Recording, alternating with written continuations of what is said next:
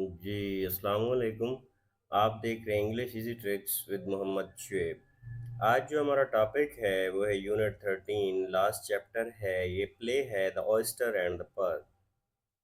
तो इसकी आज हम समरी देखते हैं। ये वन एक्ट प्ले है। इसके पहले सबसे पहले कैरेक्टर देख लें। इसकी शॉर्ट समरी मैं बता देता हूँ, उसके बाद इंशाल्लाह एक्सप्लेनेशन या ट्रांसलेशन में आपको ये सही से समझ आएगा।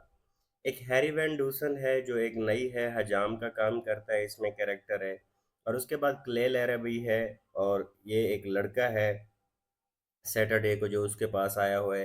एक विवियन मैकर्चन है, न्यू स्कूल टीचर, जो उस इलाके में एक न्यू स्कूल टीचर आई है जो बड़ी उदास होती है कि यहाँ के बच्चों को पढ़ने का शौक नहीं है।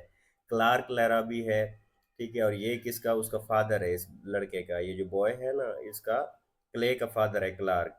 उसके बाद एक इंसान मैन है, एक आदमी है जो कि एक राइटर है, यहाँ पे एक कैरेक्टर में भी आता है। उसके बाद रुखसाना लैराबी है, ये क्ले की सिस्टर है। उसके बाद ग्रीले है, एक लेस का पैल है। और उसके बाद एक जज एप्पल गार्थ है, ए बीच कॉम्बर है। और उसी तरह एक वॉजक है, एक वॉच रिपेयरर है। तो ये इनकी समरी देखते हैं, तो इसके बाद इंशाल्लाह आपको इसमें समझ आएगी। समरी देखें। The play is set in Harry Van Dusen's barber shop in Oke by the Sea, California. California में ओके बाय द सी एक जगह है जहाँ पे ये प्ले लिखा गया है या बनाया गया है। इसकी सेटिंग के बारे में बता रहा है। वेयर हैरी एन अनकन्वेंशनल बाबा, जो कि एक बहुत ही पुराना नई है, engages in the conversations with the various characters, जो कि मुख्तलिफ लोगों के साथ मुख्तलिफ टॉपिक्स पे बात करता है, including a young boy named Clay Larabee, जिसमें क्ले लैराबी से भी वो बात करता है। Clay is trying to find his father. अब क्ले का जो बाप है वो घर छोड़ के चला गया, वो उसको ढूंढने की कोशिश कर रहा है।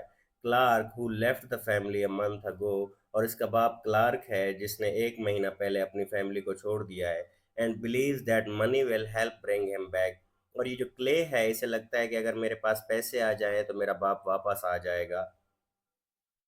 Clay finds an oyster on the beach and is convinced it contains a valuable pearl। और क्ले को उसमें क्या लगता है, एक उसको सीप मिलता है समंदर के किनारे, और वो ये समझता है कि इसके अंदर एक बड़ा मोती है और वो मोती बेचेगा, उससे पैसे आएंगे और अपने बाप को वापस लाएगा। Which he hopes will solve his family's problem, और उसे लगता है कि इससे उसके खानदान के जो मसाइल है वो भी खत्म हो जाएंगे। उसके बाद विवियन मैक्यूचन है, न्यू स्कूल टीचर है, enters the shop and expresses her frustration with the towns children. ये भी वही नई की दुकान पे आ जाती है, जो बताती है कि मैं यहाँ नई टीचर हूँ लेकिन यहाँ के बच्चों को बिल्कुल भी पढ़ने का शौक नहीं है। Who seem uninterested in education, क्योंकि एजुकेशन में उनका इंटरेस्ट नहीं है। She believes in facing reality and wants to open the oyster to prove to Clay that there is no pearl. और ये बड़ी रियलिस्टिक है, ये रियलिटी पे बिलीव करती है, और इसका दिल चाहता है कि अभी उसके सामने ये सीप तोड़ दे और उसको क्ले को बता दे कि इसके अंदर कोई मोती नहीं है जिसकी तुम उम्मीद लेके बैठे हुए हो। इसे लगता है कि ख्याली दुनिया में नहीं जीना चाहिए, रियलिटी बता देनी चाहिए। हाउएवर, ताहम, Harry argues that Clay's believe in the pearl symbolises hope and the desire for the family unity. लेकिन फिर हैरी उसे बताता है, वो उसके साथ आर्ग्यू करता है कि उसमें सीप हो या ना, सीप में मोती हो या ना हो, लेकिन ये उसका एक यकीन है जो इस चीज को शो करता है कि उसे उम्मीद भी है और उसकी ख्वाहिश भी है कि उसकी फैमिली दोबारा एक हो जाए। एज द स्टोरी अनफोल्ड्स, जैसे स्टोरी आगे बढ़ती है, Clark visits the shop. Clark भी उसी नई की शॉप पे आता है, leaving money for Clay without revealing his presence. और वो अपने बेटे के लिए उसे कुछ पैसे दे जाता है और कहता है कि उसे मेरे बारे में तुमने नहीं बताना। A writer passing through the town becomes intrigued by the oyster and offers to buy it for 300।